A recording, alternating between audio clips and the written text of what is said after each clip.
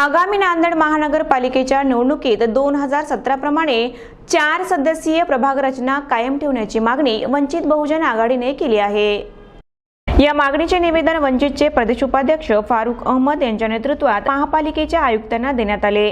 2017 मध्ये झालेल्या महापालिका निवडणुका या राज्य शासनाच्या वर्गवारीच्या निकषानुसार तसेच 2011च्या जनगणनेच्या आधारे झालेल्या होत्या। त्यावेळेच्या रचनेत शहरातील वस्ती, समाज घटक आणि लोकसंख्या यांचा समतोल राखण्यात आला होता। आता मात्र निवडणुका जवळ येताच काही राजकीय हितसंबंधातून रचना बिघडवण्याचे प्रयत्न सुरू असल्याचा संशय वंचितकडून व्यक्त करण्यात आलाय।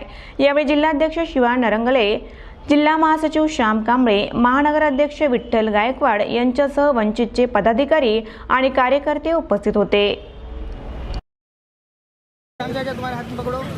कालबद्ध पद्धतीने निवडणुकी घेण्याचे आदेश सुप्रीम कोर्टाने दिलेले असल्यामुळे महानगरपालिका जिल्हा परिषद निवडणुका हे सप्टेंबर-ऑक्टोबरच्या आत घेणं राज्य सरकारला बंधनकारक आहे। त्याचा भाग म्हणून राज्य सरकारनं 2011च्या लोकसंख्येच्या आधारावर एक वर्गवारी आणि निकष देऊन आदेश दिलेला आहे प्रभाग रचना करण्याचे। तर 2017मध्ये नांदेडमध्ये जे महानगरपालिकेच्या निवडणुका झालेल्या आहेत, योगायोग असा आहे की तेही 2011च्या लोकसंख्ये आधारे होते आणि तेही याच वर्गवारीनुसार प्रभागाला 4 सदस्य नुसार झालेले आहे।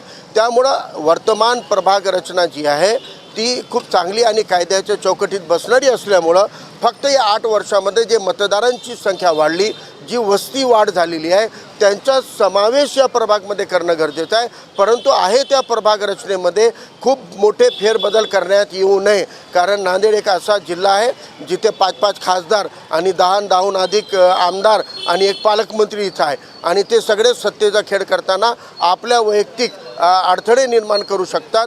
आणि मुख्य बदललेली राजकीय परिस्थिती अशी आहे की एक चिंटोचा सरगना म्हणणारा इथला एक सेक्युलर म्हणणारा नेता आता भाजपसोबत गेलेला आहे, तेव्हा तो मायनॉरिटीचे शेड्यूल कास्टचे मतं जोडणारा आता फोडणारा बनलेला असल्यामुळं नांदेडच्या जनतेला अशी शंका आहे की आमच्या प्रभागामध्ये जाणीवपूर्वक तोडफोड करण्यात येईल, वार्ड कापण्यात येतील, वस्त्या वाटण्यात येतील आणि त्यामुळं आमचं प्रतिनिधित्व कमी होऊ शकतो आणि ही शक्यता आणि ही भीती नांदेडच्या नागरिकांमध्ये आहे। म्हणून एक जबाबदार राजकीय पक्ष म्हणून आम्ही आयुक्त साहेबांना आणि कलेक्टर साहेबांना जे के रिपोर्ट घेणारे, ज्यांना रचना करणारे अधिकारी रिपोर्ट करतात, असे 2 अधिकारी नांदेडमध्ये, एक मनपा आयुक्त आहेत आणि जिल्हा निवडणूक अधिकारी जिल्हाधिकारी म्हणून कलेक्टर साहेब आहेत। आम्ही या दोघांना भेटून ही विनंती केलेली आहे की वर्तमान जी प्रभाग रचना आहे ती शासनाच्या निकषावर बसणारी आहे, त्यामुळं त्याच्यामध्ये कोणतेही मोठे बदल करण्यात येऊ नये। आणि जर असा बदल झाला तर नांदेडची जनता खूप जागरूक आहे।